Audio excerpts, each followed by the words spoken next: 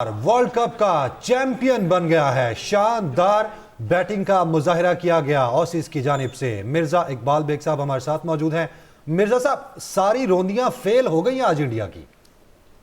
आप सही कह रहे हैं। आप देखें ना कितना पार्टीजियन क्राउड था। 1,30,000 लोग मौजूद थे ग्राउंड में, और जब भी कोई छक्का या चौका लगाते थे ऑस्ट्रेलियाई बैट्समैन तो उन्हें सांप सूंघ जाता था और पिन ड्रॉप साइलेंस होती थी। ऐसा सपोर्टिव अनसपोर्टिव क्राउड तो मैंने कभी नहीं देखा।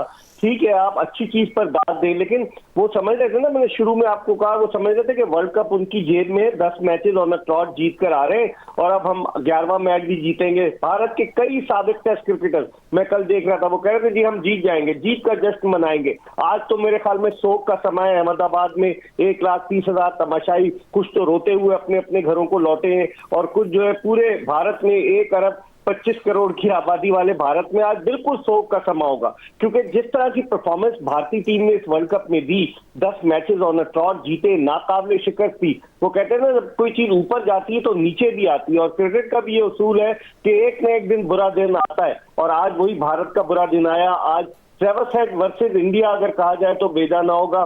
उन्होंने पहले एक इंतहाई शानदार कैच दिया रोहित शर्मा का कवर पोजीशन पर अपने पीछे की तरफ भागते हुए, और फिर उसके बाद उन्होंने क्या इनिंग्स खेली। जब 47 for 3 हो गया था ऑस्ट्रेलिया, तो इंडियंस बड़े खुश थे कि वो जीत जाएंगे, लेकिन कमाल की बैटिंग की ट्रेविस हेड ने, और अब तो ख्वाब में भी नजर आएगा। आपने देखा होगा कि भारतीय बॉलर मोहम्मद सिराज रो रहे थे, बड़े दिल बर्दाश्त थे। रोहित शर्मा की शक्ल कैसी थी। बेग होगा कि आज टीवी तो पड़ोसी मुल्क में टूटे होंगे।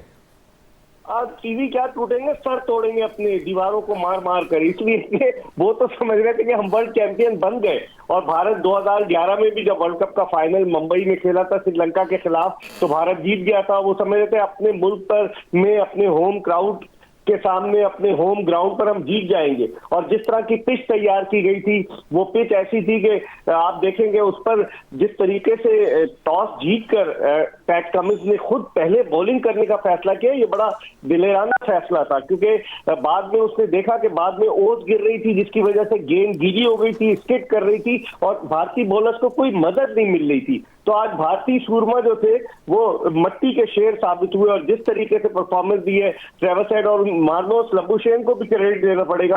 192 की जो पार्टनरशिप हुई, बिल्कुल ऑस्ट्रेलिया को वो फतह के बिल्कुल नजदीक लेकर आ गए। वो तो बदकिस्मती थी ट्रेविस हेड की कि वो छक्का मारकर जितवाना चाह रहे थे, आखिर में आउट हो गए। बाउंड्री लाइन पर शुभमन गिल ने कैच किया, लेकिन कमाल का मैच हुआ। जो बॉलिंग की ऑस्ट्रेलियंस ने, कमाल की बॉलिंग की, उन्होंने बाकायदा प्लानिंग के तहत बॉलिंग की। इसे कहते हैं क्रिकेट की प्लानिंग। पाकिस्तानियों को बहुत कुछ इनसे सीखना चाहिए। भारतीय तो सीख ही चुके होंगे कि आइंदा कभी भी इस तरह के क्रंच मैच में जो गलतियां करते हैं, जिस तरह से पिच बनाई गई थी, आपने देखा होगा कल पैट कमिंस ने उस पिच की तस्वीर ली कि कहीं रातों रात पिच न तब्दील कर दी जाए। और आज भी जो पिच थी बिल्कुल खुरदुरी पिच थी, और वो एक आइडियल पिच नहीं थी वनडे क्रिकेट के लिए। लेकिन फिर क्या करें, और भारत को चूंकि जीतना था, तो भारत जीतने के चक्कर में उसने ऐसी पिच बनाई, और वो कहते हैं ना, खुद आप अपने दाम में सयाद आ गया।